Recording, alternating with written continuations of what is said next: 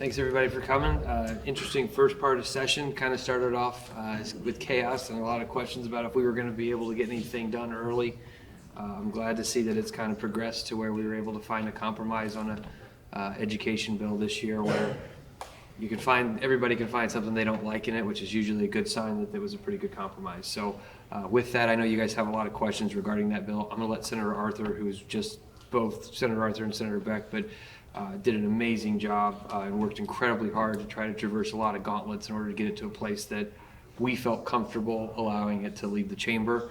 Vouchers are usually a no-go for us, so that was our big hiccup in that scenario, but tremendous investment in public education. I'll let Senator Arthur talk about it a bit. Happy Thursday. It was great to see the Senate unanimously agree that it was time for spring break. Senate Bill 727 began as a 12-page voucher and charter expansion bill, and it has since grown to an education omnibus bill that invests hundreds of millions of dollars in public education. It raises teacher pay, and it doubles the investment in pre-K for low-income families. Many of these improvements to the legislation came through bipartisan negotiations, and it's the result of years of having conversations around these issues. Here are some of the most significant changes that we made. Currently, schools are funded on attendance, ignoring the reality of fixed costs involved in operating a school. We changed this to the hybrid approach that has half attendance and enrollment that will increase public school funding for about $228 million annually. We also doubled the formula reimbursement for pre-K from 4% to 8%. We doubled the small schools grant program from $15 million to $30 million. And we raised teacher starting pay from $25,000 to $40,000. We all agree that, well, I don't know that we all agree. We should all agree that this still needs to go higher, but it's an incredible step in the right direction. This bill also includes my bipartisan legislation to recruit and retain teachers through a scholarship program. Senator Beck was a real champion when it came to working on a 5-day school week incentive, so I'll turn it over to him for that. Yes, thank you. Just real quick, we owe a lot of credit to Senator Arthur. She's been in the room for quite a month or so negotiating on this bill. She did a great job for our kids in public education. So I want to let that be known to everybody. Included in this omnibus education bill is my legislation to encourage the return to a traditional 5-day school weeks. Under this provision, school districts in charter counties and cities over 30,000 must have a vote of the people to go or continue a 4-day school week. This means districts like Independence would need to hold a vote of the people before 2026. Now, please be aware that there is a Republican bill in the House that would grandfather the Independent School District, and bills like this are an empty gesture that do nothing for families of these larger communities. Another difference between what we passed and the Republican version in the House is that our provision provides $150 million in new funding each year to help schools with 5-day weeks. Superintendents have said one of their larger purposes is for cutting out an entire day is money, and so we're trying to provide that money. Also in this bill, we put a provision in there that will hold charter schools a little bit more accountable. If you recall, there was an issue with Kairos Charter School where they were giving back pay for the employees when they never even worked there with taxpayer money. We've closed that loophole because that is actually unconstitutional to do that in public schools. So we wanted to close that loophole for the charter schools. Go ahead. We'll be happy to take any questions. Democrats have a block vote no on this bill. Was it just the ESAs were too much that to overcome to get to the yes vote? Because there's a lot in there that you guys did want. Right. So Senate Democrats have always held the position that we're going to oppose privatization of education through siphoning off of taxpayer funding. So yes, we strongly oppose vouchers and the expansion of charters. I will say there was a lot in the bill that made it very tempting to vote for. I was going to say, you two, I believe, were the two that voted in favor of the perfection. Yeah, so that's an important distinction. So some of the Senate Democrats, myself included, voted for the adoption of the substitute, which means we support changing the bill from where it started to where we landed, but ultimately we decided to vote against the package. I want to talk to Senator Beck about the 4-day schools and the extra 2% Yes. that's in there for the schools that are staying at 5 days. Yes. Why was that? Was that part of your compromise as well, or talk about that? That was in the original bill. We had that, that was in the original language, and that's where the $115 million comes from. And that is actually has a clawback feature in there that is supposed to go to teacher pay. So it's not to go to anywhere else, and the vast majority of school funding goes to teacher pay anyway, but we wanted to make sure that was put in there to try to alleviate the problem and give our teachers a little bit more money. Any comments on the fiscal note? Yeah, look, I sit on fiscal oversight. Senator Serpoy and I had a brief conversation about the issues that we had with it in the committee this morning, and they still remain. The reason we were able to move on with it, or felt like we were able to move on with it, is because we do our own internal numbers, and we agree with Senator Rowden that we universally agreed it's around $450 million, and that's the issue, is that if we are able to put the pieces of the puzzle together to get a good fiscal note, why are we not getting that? And a lot of times we as Democrats in the minority think that sometimes there's malfeasance with fiscal notes, and sometimes when a legislator gets a fiscal note back, they think that they don't agree with, they think something went wrong. I don't think anybody called downstairs and tried to do that. I just think it was a lack of effort or whatever it might have been with a quick turnaround. But I really hope that when we get back, we have a long conversation going into these long next few weeks about fiscal notes, because we're making really quick judgments on very important stuff these next few weeks, and that cannot happen again. They just were very lucky that this bill was so intensive that we were doing a fiscal note as we went along, and we trusted that what our staff did and what their staff did was accurate. And quite honestly, it's a failure, and we need to look into why that failure happened. So to clarify on the 450 million, that's once it's fully implemented? Yes. And that doesn't include the 75 million in tax credits? I don't believe so. I think it does. Yeah, I believe the entire thing is somewhere conservatively around $400 million, 450 million. But It's going to be different the way that it implements in, and if that, I'm going to go back to my expert here if you can.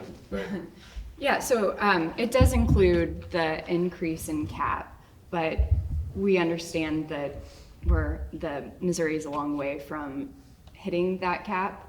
One thing I want to mention that was important for us to tie the voucher program to public funding.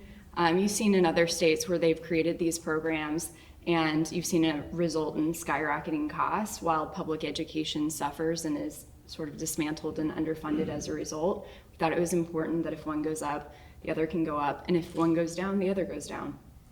Forgive me, Senator Arthur, I might be on a different bill here. Is there childcare in this bill too? Yes, so there was an expansion of pre-K funding. Right now, the state reimburses free and reduced 4 and 5-year-olds for pre-K, and we do that at 4%. So this increases it to 8%. We were able to double that number. Was universal pre-K ever a conversation? I mean, I may have raised the topic, and even when we say universal pre-K, the reality is it's universal pre-K for low-income families, and so we understood that might be a more controversial topic, but we were happy to make that needed investment. Since we're talking about it, I'm just wondering if you guys would be willing to speak to your caucus's position on universal pre-K and what you might want to see happen this session. Yeah, Senate Democrats understand that Missouri is facing a child care crisis. We're hearing from constituents who are struggling to find a spot for their children, to afford a spot for their children. We're hearing from child care providers who are having a hard time keeping their doors open. So this is undoubtedly a major issue, and we think that it's an example of market failure, and it's going to require additional investment from the state. Some Republicans have said that there is a legitimate philosophical question about if the government should play a role in providing care and education for preschool kids. Well, in light of this conversation, it's a little bit interesting because right now parents don't have choice. Like, there aren't even enough spots for parents to send their kids to childcare. So they don't have a choice of whether or not it's the local family business or if it's a pre-K program put on through the public schools. I think our position is always, we really believe in sort of a multimodal approach where if we support community-based centers, we support religious centers, we support those small family providers. So it's not a matter of, we like the mixed delivery system. We know that that's actually needed in states that are doing better. They have that mixed delivery system. But unlike our colleagues, we also support, as part of that, public schools offering childcare. Speaking on childcare, is that kind of one of the major priorities for Senate Democrats going into the second half of the session? Yeah, it's been our priority since the beginning, and it will remain our priority. We're happy that there's a lot of bipartisan support, and you should ask them about whether or not we're going to be able to do it this year. Last question. Leader Rizzo, can you Sure. speak to the comments from Senator Coleman yesterday about restoring the Yeah, look, I first of all, I just want to say I don't harbor any ill will or animosity towards the senator who obviously made some clear mistakes in the House committee, but I totally agree with Senator O'Laughlin. It just makes for a hard conversations over here when we're sitting down trying to actually work through the process when you have someone actively saying that they are willing to shut down debate over here. As someone who's trying to look for a partner to work through, you need to know that the partner on the other side is actually vested in your ideas, and it doesn't look like they're vested in your ideas when they're saying they're willing to shut down debate, specifically to put more ballot candy, to put the ballot candy back on the initiative petition reform.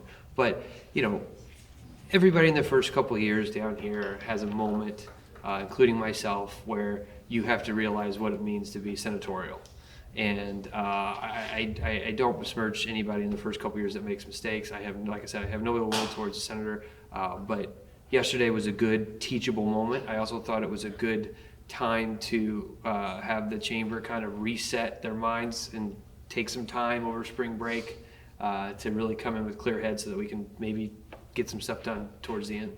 Okay, I have to ask about the FRA Sure. before you go, only because Yeah. we're halfway now, and we don't know where that's gonna be.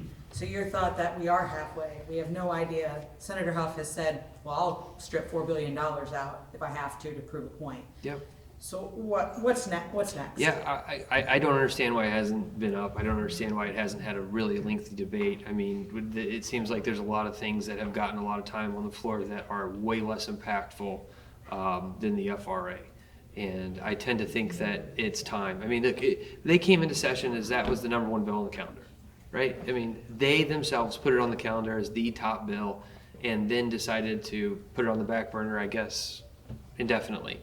So everyone in this chamber knows how essential and critical the FRA is to healthcare, especially in rural Missouri, and really and truly to the state's budget being solvent. And we're ready and willing to have that debate, and if we have to sleep in our offices again to do it, we will.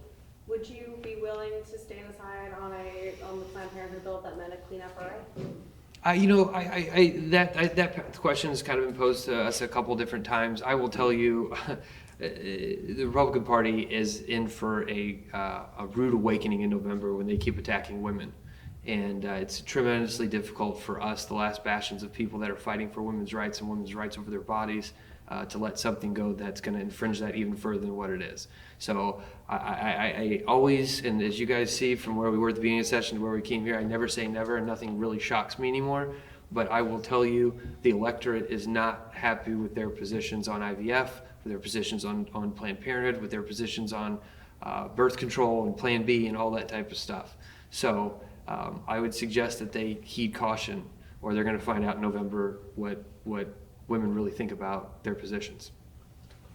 My last unsolicited hot take, Chiefs are going to three-peat. Thank you guys. Have a good spring break.